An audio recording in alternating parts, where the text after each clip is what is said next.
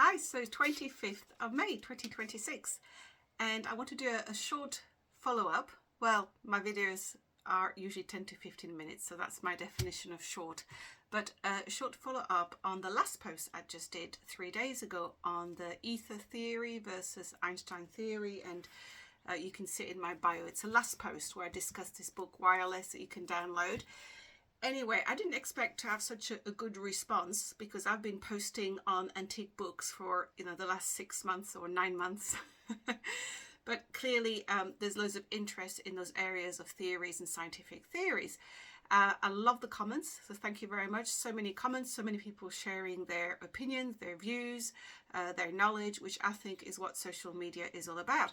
However, I did notice again a small selection of comments, and it always reminds me of a particular phenomena that I run into very often, and many people run into that same phenomena, and that is the complete misuse and abuse of the word science and scientific, to such a degree that the word science and scientific have almost become some sort of hypnotic, whereby either people follow the signs, let's just say, when they hear the words. A little bit like that 1960s movie, if you remember. Well, I remember because I was young. In the 70s, I watched that film called The Time Machine, based on the H.G. Wells book. And, the siren comes on and the humans are hypnotized and they walk to their death to the Morlocks. And we get this phenomena happening now where you have this follow the science, or it's not scientific, or it's got to be scientific. And a number of people go into this sort of hypnotic trance about it, that they have, oh, it's science, it's a science.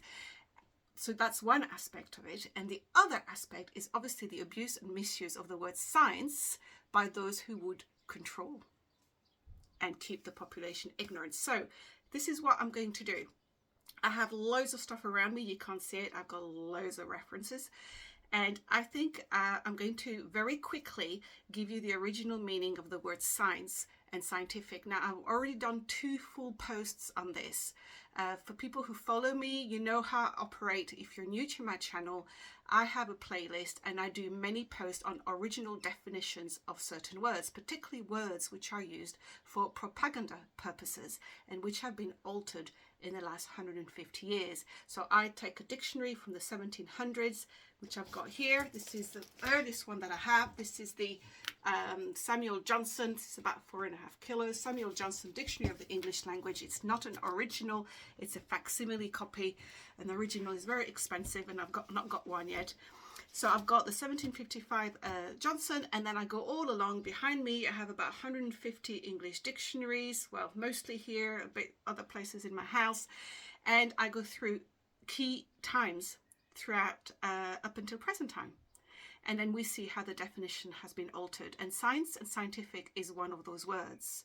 So I'm not going to redo the whole going through all the dictionaries, because if you go on my playlist and simply look at the one for the original meaning of the word science and the original meaning of the word scientific, then you will get the full picture.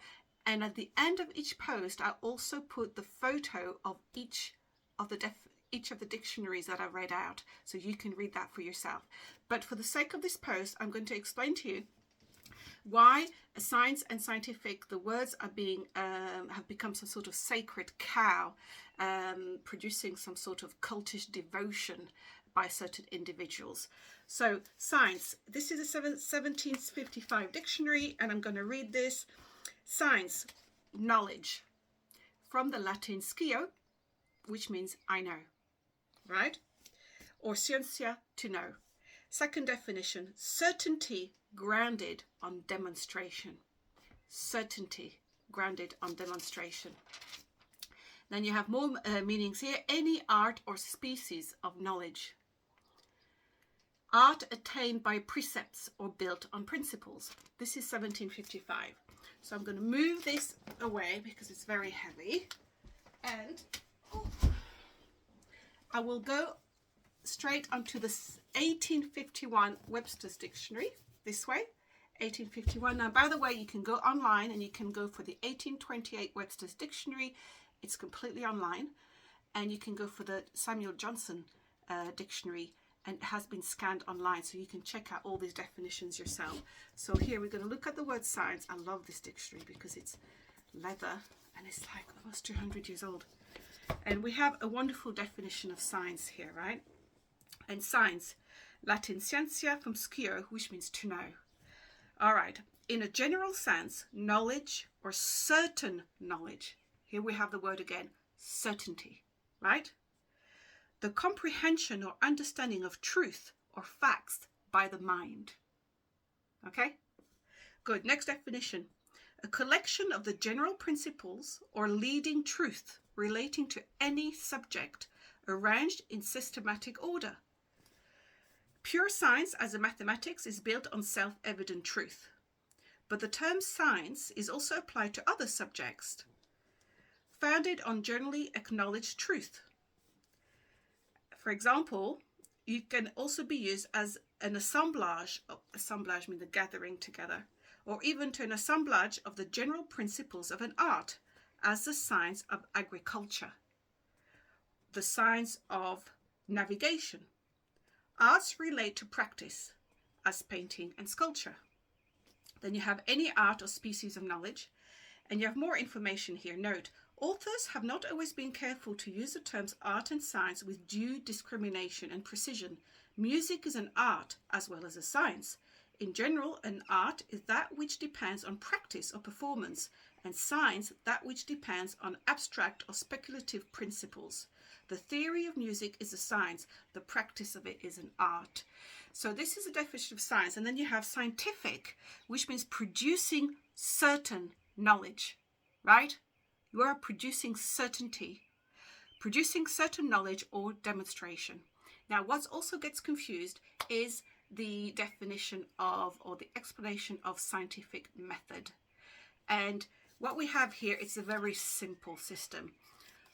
In order to try to establish demonstrations and things which can be repeated with the same results, one way of doing this is through the scientific method, which is actually a method of induction. So we have deduction, which is looking at a specific, general data and information to come to a single specific conclusion. Or you have the other way around, induction, where you start with one specific piece of information to see if it can be applied on a more general basis. So very simply, you have your colleagues at work. Suddenly after lunch, a number of them become sick. They've all gone and eaten in the canteen. You can deduce that there was something wrong with the food at the canteen. This is deduction, going from the general to the specific. Induction, you start with a specific, a principle, a hypothesis, anything like that, an idea. And then you go and examine, research, test, experiment, demonstrate if this idea is in fact true. And can it be applied to, whatever the subject is generally, and can it be repeated? Can it be demonstrated? So it's a real simplicity, and that's all it is. But now the words science and scientific have very much been used to attack or ridicule anybody who comes up with knowledge. And as you know, let's just take 2020 and the events of 2020. Suddenly you had a lot of slogan, many slogans, follow the science. Where is the science? You hear scientists have discovered this, scientists this, scientists that. Who are those people? Give the name, give the date, give the research that they did, make the research available so it can be examined and observed. Now, you also have people who will be very quick to attack you. If you have made your observations, you have examined things, you have demonstrating things to yourself, you have truth, you have a certainty, and then you will get attacked with, oh, where's your degree?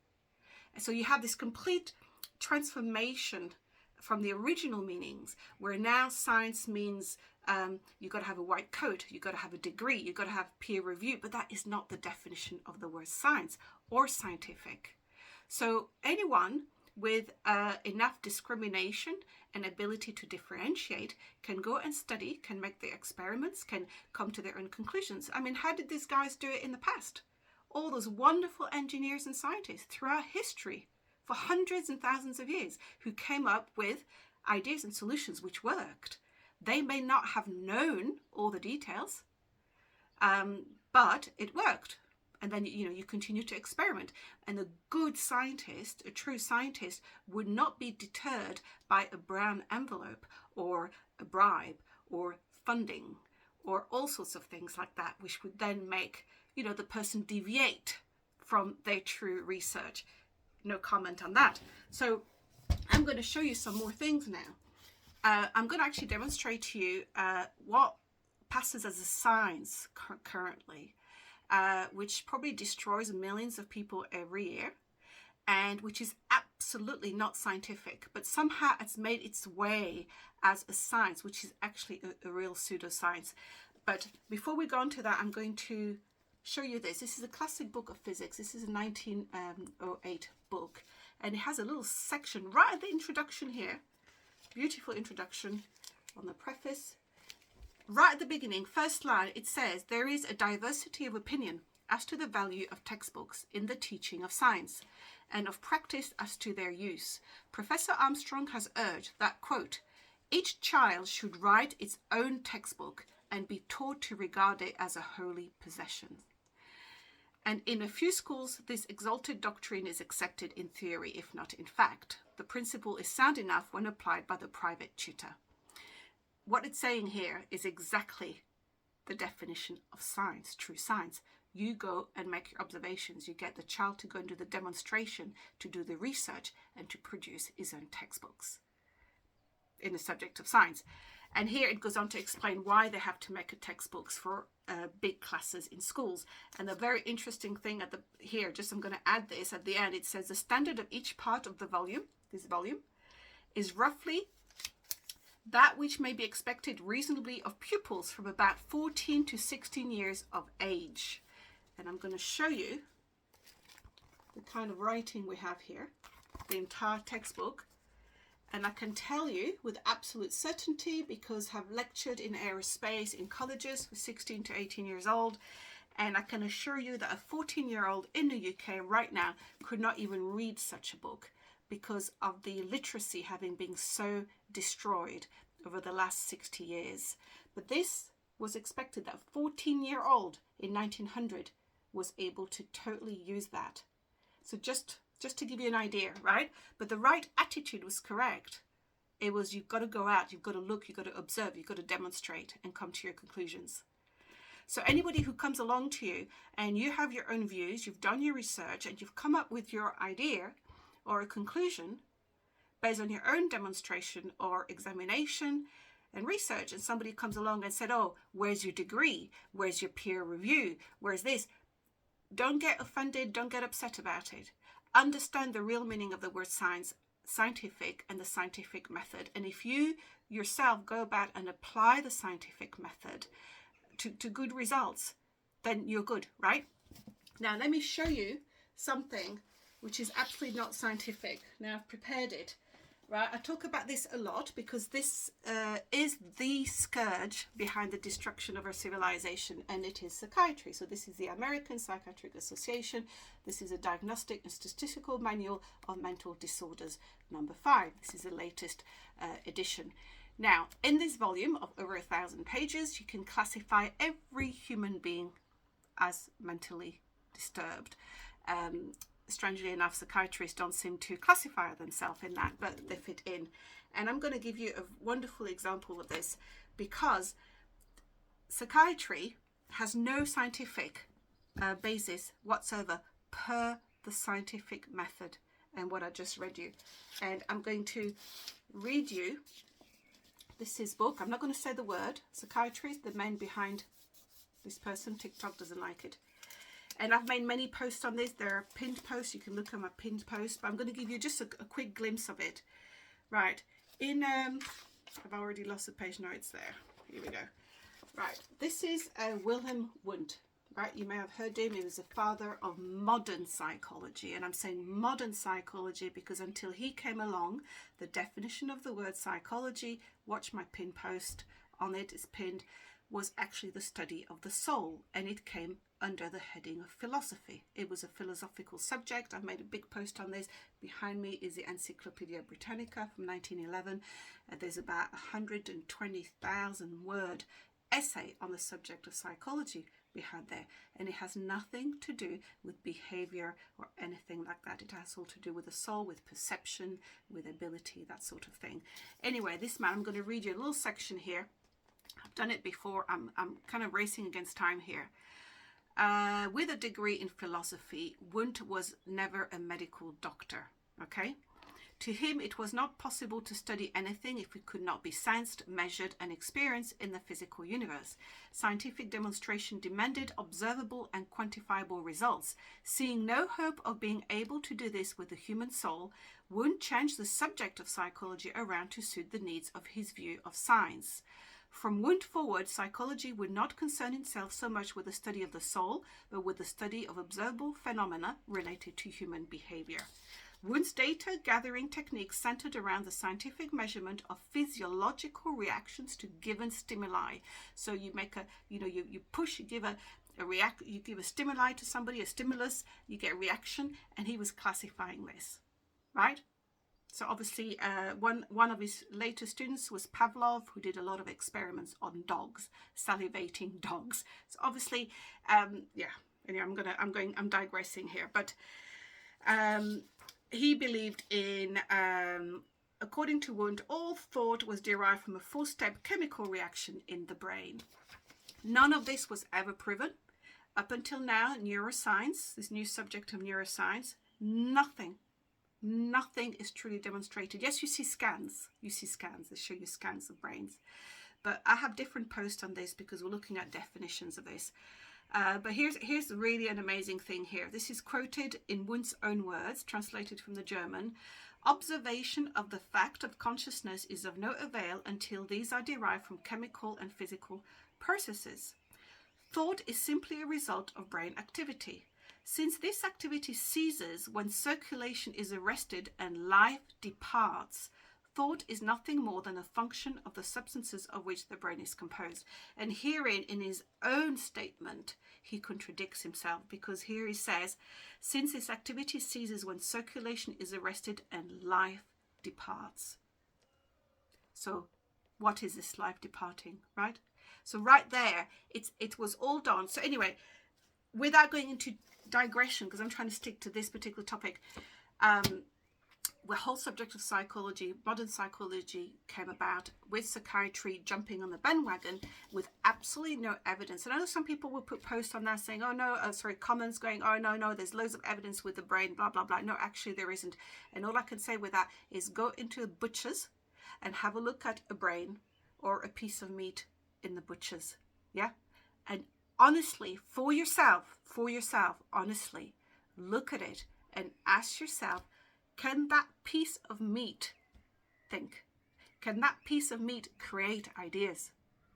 Can that piece of meat build houses and rockets and, bridges and create art? Yeah, just ask yourself that and come to your own conclusion with that. Now, that DSM, something else that you need to know for those who are very interested in Rockefeller and everything else, because Rockefeller had, I'm very hot because it's 31 degrees in England. We're having a heat wave, believe it or not, for 2 days. Anyway, just so that you know, those books here, this diagnostic book, right? This is DSM-5, and I'm going to show you, you can download everything, right? You can download them all off the internet. The first one was in 1952, and I have it here. It only had about 130 pages, not many things. And now we have about 1,000 in here, right? Part of it as well is things like specific learning disorder. So difficulty understanding the meaning of what is read, inaccurate or slow and effortful word reading. There's loads. And think to yourself, okay, how is that scientific? What sort of demonstration? What certainty is that somebody can't read or has trouble reading, so they're mentally disturbed? Just, start really thinking with this, right?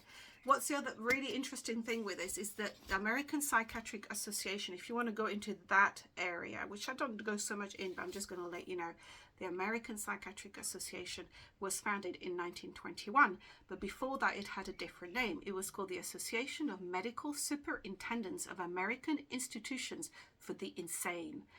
They were superintendents for asylums, basically, and somehow managed to infiltrate themselves into modern medical field as experts in mental health, which they were not.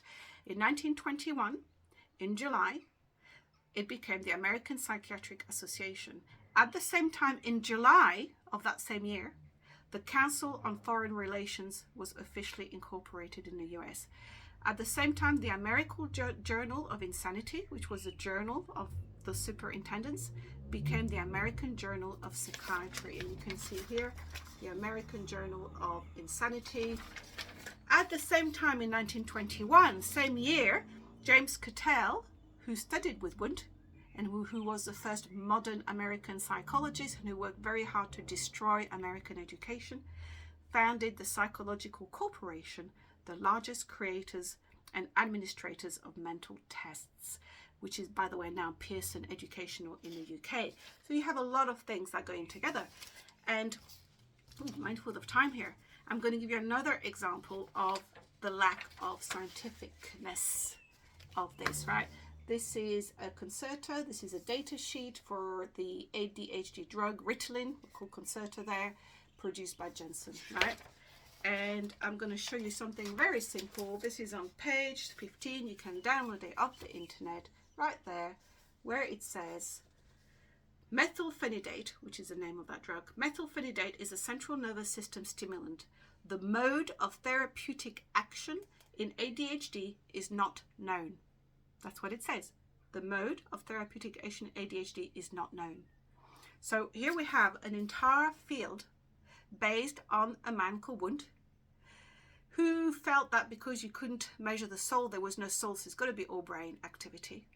Nothing is ever proven. We know it's not scientific in any way whatsoever. There's no certainty. There's no demonstrable evidence. But what we do know is at the moment, almost 300 million people in the world are on psychiatric drugs. Psychiatry also gives electric shock treatment, a whole variety of things which is supposed to help mankind. So this is a brilliant example of a field which is actually not scientific per the definition of the scientific method. So I will leave you with all that information. It's 22 minutes, much longer than what I thought I was trying to do. I have actually already loads of posts on this, and I'm just trying to kind of put it all together so you guys realize that you should do your own research. And just because you haven't got a degree or you're not wearing a coat, a white coat, don't think for a moment, or don't be put off for a moment about others who would try to control you because you haven't got a scientific degree or you're not a scientist, right? Just research the scientific method, look at the original definitions of science and scientific, research the method and use that method in your own research without any bribes, any funding. And there are a lot of people who do this. Loads of people who do this. And unfortunately, those guys who come up with some really good stuff, if it doesn't fit the narrative, they are attacked.